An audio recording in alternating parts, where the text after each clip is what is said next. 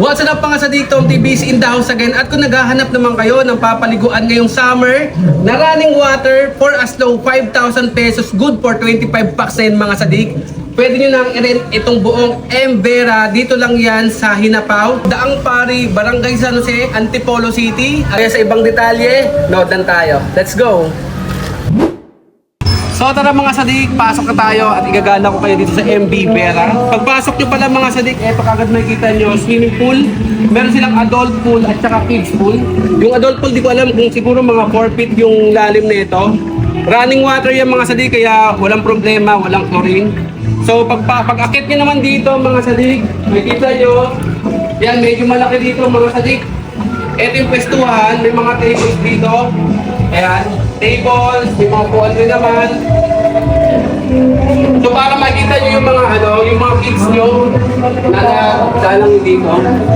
Pwede kayo tumambay dito, malawak naman yan. Tara, dito naman tayo sa kabila. Gusutan to mga sabi.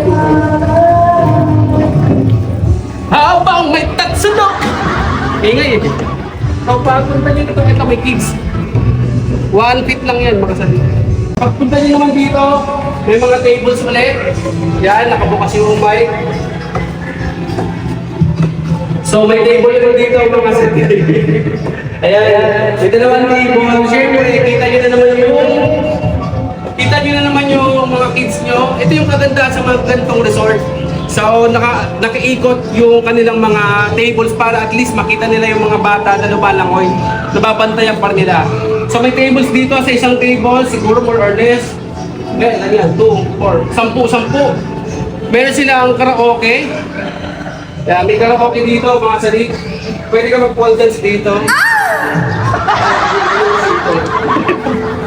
Kaya dito tapos may karaoke. And then, eto kagandaan mga sadik. Special pag nag-ihaw ka dito, hindi typical lang na ihawan. Tignan nyo naman, di ba? Pero dapat marunong kang gumamit nito. Tignan nyo naman, ang lupit. Social yung ihawan nila mga sadik, yung fairness. So may malaking space pa rin dito. So kung maglalagay kayo ng mga tables and chairs, pwede naman. So tignan nyo dito mga sadik, overlooking yan. Kaya maganda tignan dito, malawak. Ayan. Kita yung overlooking. Pasok tayo sa unang room mga sadik. Yung kanilang unang room, ayan, meron silang double deck. So dalawa, 2, 3. Dito ang ginagamit lang nila is electric fan. So pasok tayo ulit, meron ulit ditong kwarto.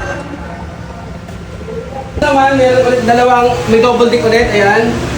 Tapos meron din dito, puro electric fan mga sadik yung gamit nila dito. Medyo maaliwalas naman, presko naman, kahit electric fan lang. Tapos, ito may salas dito kung gusto nyo rito kayong maglagay ng upuan or another higaan, walang problema. So, dito tayo mga sadik sa kitchen nila.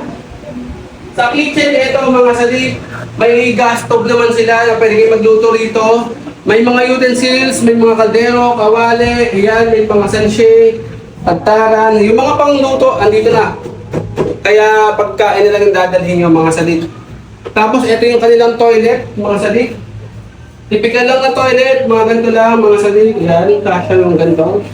CR. Tapos meron pa dito ang dirty kitchen dito, kung maghuhugas din ng inyong mga meat. Yan, malawak na naman to.